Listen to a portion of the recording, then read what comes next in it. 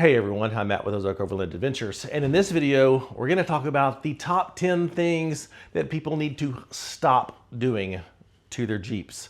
Now, obviously this is all my opinion, but that opinion comes from owning Jeeps for 13 years now, building 7 different Wranglers, Gladiators over the years, and having experience extreme rock crawling like Pritchett Canyon in Moab and all the other trails around there, Holy Cross, doing some serious wheeling, not buggy related, but realistic, none of my Jeeps are on 40s and tons or anything like that. So this is just good, practical, real world advice of things to stop doing. We've gone on 5-6 week long overlanding trips, living out of our rigs, depending on our rigs while we're out in these remote locations. So all of this is hopefully just real practical stuff that I just keep seeing people do over and over and over again that people need to stop. And really this is all focused on Jeeps, but I think these principles apply to any rig. Number 1, stop building your Jeep before you even know what it's capable of and what you enjoy doing. My journey in building vehicles started by taking my bone stock 2008 Jeep JKU Sahara out to New Mexico for a week-long trip, having an absolute blast. Basic all-terrain, almost street tires, completely stock. And it was on that trip that I learned kind of more of what I enjoyed and things that I needed. I had no recovery gear. No, that's not true. I did buy a tow strap just in case. And guess what? If you're alone in the national forest and you get hung up and there's no one else around, a tow strap doesn't do any good. So as soon as I came home from that trip, I bought a lift, went with bigger tires, but my very first thing I got was a bumper and winch so that I could get myself out of a sticky situation. So take your Jeep out, bone stock, take your Jeep out, learn what you enjoy, see the type of trails you like to ride, because you can build a vehicle wrong. And you're going to have a miserable time. So take it out, see what you enjoy, learn as you go what modifications you need to make to your vehicle. So number 1, stop modifying it before you even know what you enjoy. Well, since I just mentioned the very first time I lifted my first Jeep, that brings me to number 2. I was going to say stop buying cheap lift kits, but cheap is a relative term. I think the key is stop buying incomplete suspension lifts for your Jeep. There are way too many companies out there that would love to sell you an inexpensive lift kit for your Jeep that does not have the necessary components for it to actually ride well and handle properly, both on and off road. Now, I see so many comments in the Facebook groups about people asking, what lift kit should I get? Don't need anything expensive. I'm not taking it off road. The quality of your suspension is absolutely more important on pavement where you drive your vehicle every single day than the few times you're going to take it off road.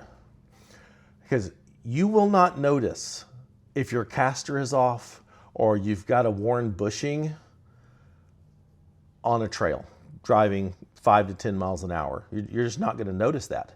You will notice that every single day as you drive to work, as you take your kids to the soccer games, as you do whatever daily in your vehicle. So a quality suspension is more important on pavement than on dirt. I'm trying not to bash. Take rough country, for example.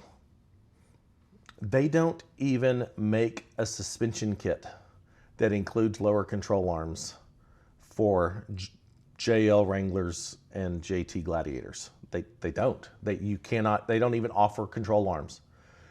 If you're going to lift your vehicle even a little bit, even just a 2.5-inch lift, you need a way to adjust your geometry.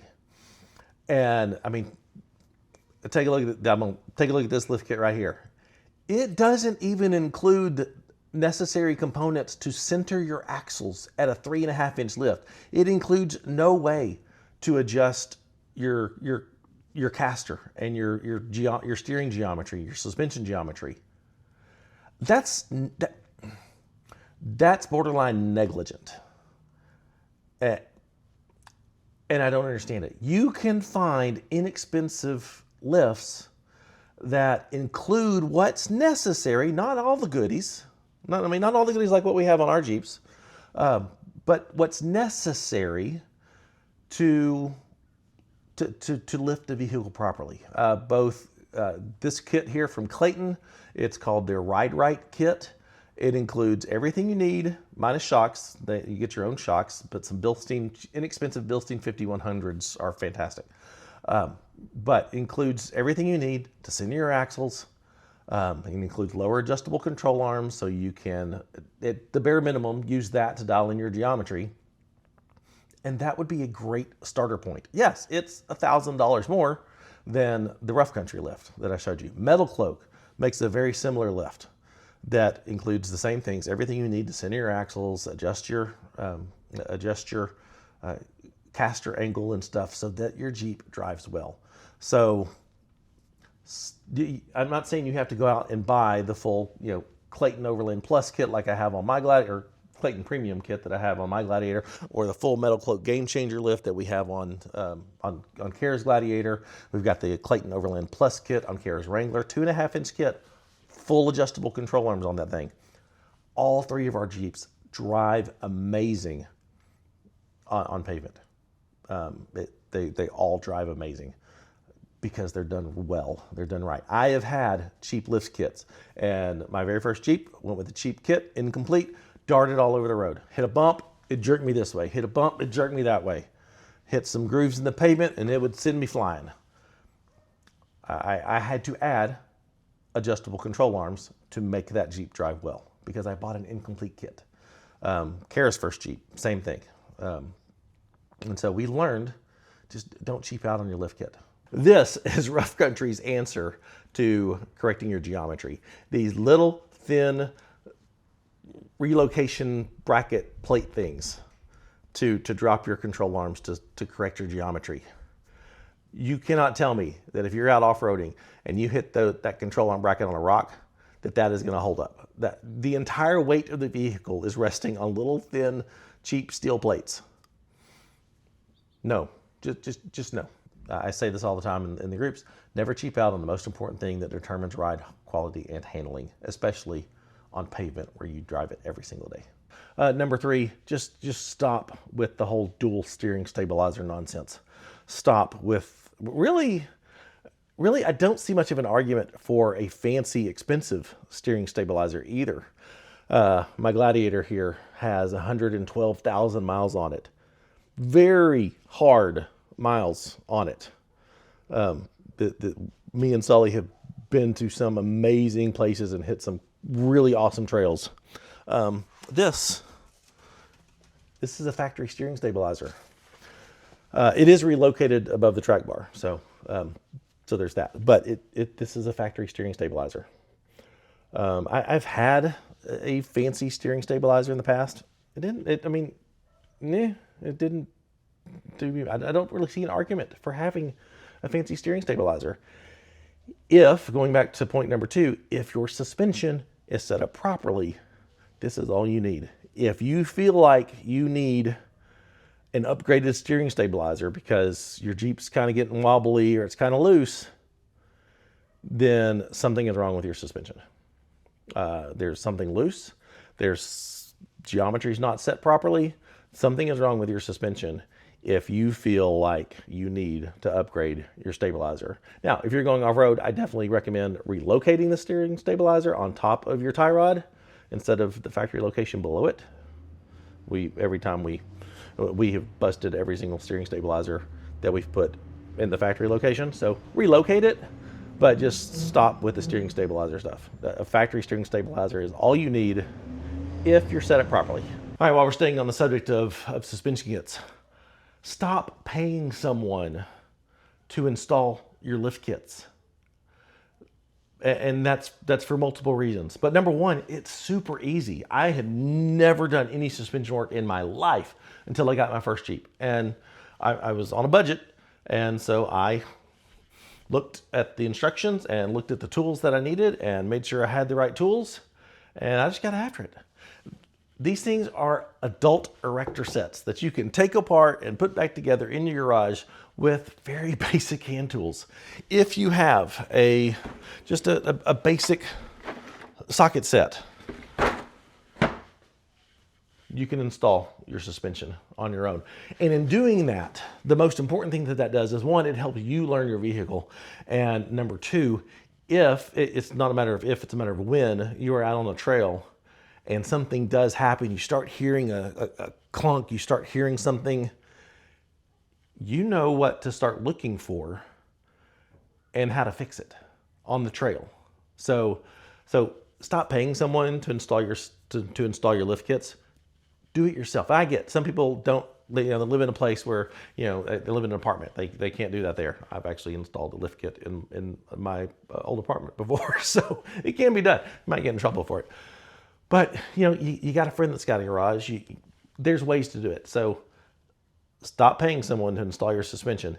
It's really stupid easy to do, and do it yourself. Number 5. Now, this applies if you are actually going off-road and expect to be in situations where you're gonna have to use your winch. If you're getting into more extreme stuff and you plan on having a winch to actually do recoveries, then number 5, stop with the cheap Chinese bumpers off Amazon. I actually saw a Facebook post this morning as I was waking up scrolling. Someone asked, "Hey, what about buying bumpers off Temu?" Really? Okay. Buy a quality bumper. I'm not saying buy an expensive one, but don't buy cheap Chinese steel bumpers off Amazon if you plan on actually using your winch. The steel just can't hold up to it.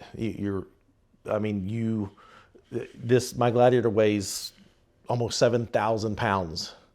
That cheap thin steel and the welds are not going to hold up to a serious recovery. If you are in that situation, at worst, it could be a life or death. At best, it could mean the difference between recovering your vehicle and totaling it. So if you are going to be off-roading and you think, what, I'm actually going to do recoveries with my bumper and winch, don't cheap out on your bumper. Do not stop with the cheap Chinese knockoff, cheap thin steel, bad welds bumpers that you're going to find on Amazon, eBay, God forbid Temu. Go with a quality brand. I just switched to the Artec. I've had the Relentless Fabrication. Kara's got the Evo bumpers on hers. There's a lot of brands that make good quality bumpers. I'm not just telling you to buy what we have, but there's a lot of brands that make good quality bumpers. Quit buying the cheap crap, the thin steel, the bad welds off Amazon, eBay, Temu. Just stop. All right, we're at number 6. Again, this is if you are off-roading your vehicle. If you're just building it for looks and have a certain style, do what you want. But if you're off-roading your vehicle, and really up to, unless you're going bigger than a 35-inch tire, stop with the 20-inch and especially the bigger than 20-inch wheels. Just don't, because 20-inch wheel, 35-inch tall tire, you just don't have much sidewall here. And the reality of a Jeep, unless you have a really high-end suspension, solid axles front and rear, it's just a stiffer ride than if you were in an IFS vehicle. The suspension's just less forgiving, and so it makes the ride more comfortable, even on pavement, to have more sidewall. So we've got 17-inch wheels all around. I think 17 inches is just really the sweet spot. Tires are less expensive on 17s than they are for 20s. There's a lot more options out there, and you're going to get a better ride not going with what I call a low profile tire. And off-roading, you completely lose the ability to air down effectively, to get more traction, to have a much smoother ride on the trail. You lose the ability to really air down. I experienced that this year out in California when Kara was out there for the Rebel Rally. I was in a bone stock, what was I in? GMC Sierra AT4 that had 33s on 20-inch wheels. I couldn't air down. I was too afraid that if I did, I was going to bust a tire on the rocks and stuff. So I just left that suckers at street pressure, and it wasn't a lot of fun in places. So if you're off-roading, stick with 17-inch wheels. If you're going up to 40s, sure, get a 20. If you're going up to 40s, you can easily get by with a 20-inch wheel because you've still got plenty of sidewall. But if you're just kind of being normal 35s, stick with the 17s. Don't go with 20s. All right, number 7. Stop putting larger tires on your Jeeps and thinking, I don't have to regear. This drives fine. No, it doesn't. Stop. If you're going to put larger tires, even 35s, unless you have a Rubicon or Mojave, but if your Jeep has 373 gears, even 35s are not okay, unless you have the diesel. Assuming you have an automatic, but even if you have a manual, this still applies. Your vehicle was designed for small tires with the factory gears. That's the way it was designed to get the best performance and to get the optimum performance. If you throw larger tires on your Jeep and you don't re-gear, one, you're gonna miss out on 7th and 8th gears. And I see people say all the time, well, what's the point if I'm doing 2,500 RPM in 6th gear, and when I re-gear, I'm gonna still be doing 2,500 RPM in 8th gear, then what's the point? Well, the point is, you miss all the other gears in between. We've all been on a bicycle with gears, and you accidentally started out in the wrong gear, and it was harder to pedal. It was harder to get that bike going because you're in the wrong gear. That's what happens to your engine and transmission when you put bigger tires on your Jeep and you don't re-gear. Your engine struggles to get off the line. It struggles going up hills because it doesn't have the range of gears that it's supposed to have. My Jeep re-geared 513s for the 38s. Kara's Gladiator, we still haven't re-geared it yet. It's still running the factory 410s with 38s. There is a noticeable difference in driving Sully versus driving Poppy because of the gearing. Hers struggles on hills. It is not as efficient starting out as mine is. That is the next thing we have to do to her Gladiator is re-gear it. And that we absolutely positively have to re-gear her Gladiator. It is just not good. Okay, number 8. We're on number 8 now. Number 8, stop building a built-out overlanding rig and ignoring the brakes. The brakes on Gladiators and Wranglers now are so much better than they used to be. They're good brakes, but once you start adding the weight and you're turning larger tires, you're adding more weight in the back, you're building up this sweet looking overland rig, your brakes aren't made to handle that. So stop ignoring the components that aren't as cool to upgrade. Stop. I put power stop rotors and pads on Sully year and a half ago, maybe a year ago, I can't remember. If it was end of 23, whatever. But it was a good upgrade. It was a good upgrade.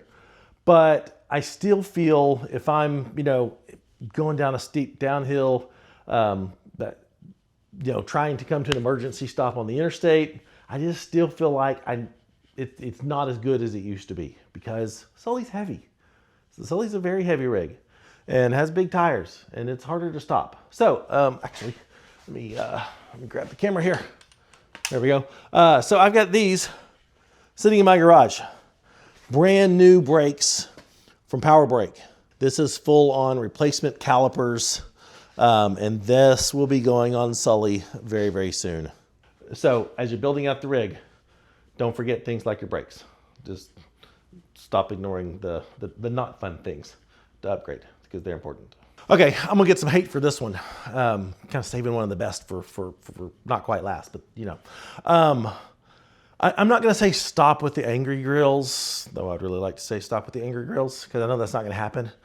But if you're gonna make the choice to put an angry grill on your Jeep, at least stop with putting the ultra restrictive grills on your Jeep that legit cut the airflow to the radiator in half. These engines already run hot, and the last thing you want to do is to cut off half the airflow to the radiator. I mean, take a look at this. This is the stock grill from a 21.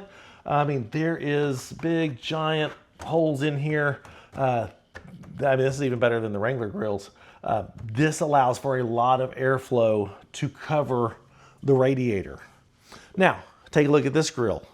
You can't tell me that grill is allowing the same amount of airflow.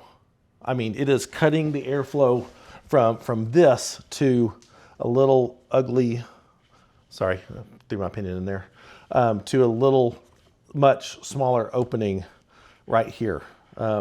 You stop. If you're gonna replace the grill, then at least think about airflow and pick one that allows the engine to stay cool because they already run hot. Don't mess that up. Okay, number 10, last but not least, things to stop doing with your Jeep. And that is asking questions in Facebook groups and online that are easily found in the manual. I see this all the time. What type of oil should I run in my Jeep? Well, guess what? It's in here. Not only is it in here, it's on the oil filler cap. You just open the hood, you look at the oil cap, and it says 0W20, and you can only buy 0W20 in full synthetic. So that's what's supposed to go in this thing. Also, probably the biggest question, how much can I tow with my Sport S automatic transmission? How much can my Gladiator tow? Guess what? It's in here. It's right there. They got a whole chart right there. Look, they got a whole chart of every model Gladiator and what it can tow. It's in here. And I say that because there's so many wrong answers.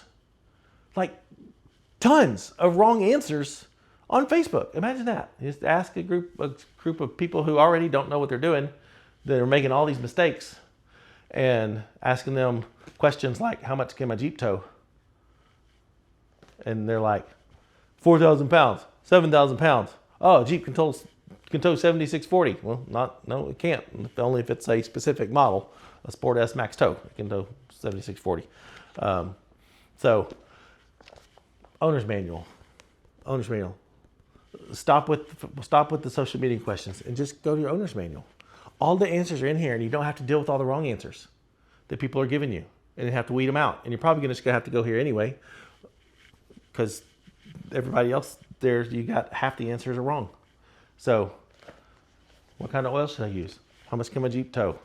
All kinds of helpful information that you'll get all kinds of wrong answers on social media. So, stop asking questions there when they're already here. And if you don't have one, if you bought your Jeep used and it doesn't have one of these, all you gotta search is your vehicle 21 Gladiator Rubicon owner's manual. Boom, it come a PDF. You can have one on your computer. There you go. You're welcome.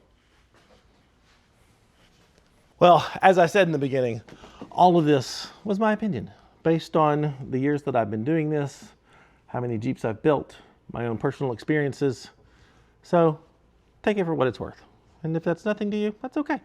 But hopefully some of you will have found this helpful, and hopefully some of you will avoid some of the mistakes that we've made over the years, and the mistakes that I see so many people making to build a Jeep well so that you will enjoy your Jeep. That's what I want. I want you to enjoy the heck out of your Jeep. I want you to enjoy it. I just remembered a bonus one. Stop ignoring maintenance. Stop ignoring the maintenance on your Jeep. These, like I said, solid axles, different animal, especially when you're taking them off-road. Don't ignore the maintenance. Check all your bushings, check all the joints, check grease things that are greasable. Check your fluids, diff fluids, engine fluids, obviously. Don't ignore the maintenance, because maintenance is what's going to be the key to reliability for any vehicle, but especially off-road. So anyway, I hope this was helpful. I hope you enjoyed it. I hope I didn't upset too many feelings. So anyway, if you would like the video, please don't unlike it. Please don't thumbs down it. That hurts. But please like the video if you did. Subscribe to the channel if you're not. Don't unsubscribe. This was kind of humorous, but also real. So whatever. But if you do like what we're doing and you want to consider supporting the channel, get all this good, honest, experienced advice and, all that sort of stuff, check out the Patreon link in the description. And for all of our merchandise, including really comfortable, wonderful hoodies, go to shopoverlandapparel.com. Thanks for watching. I'll see you next time. Bye.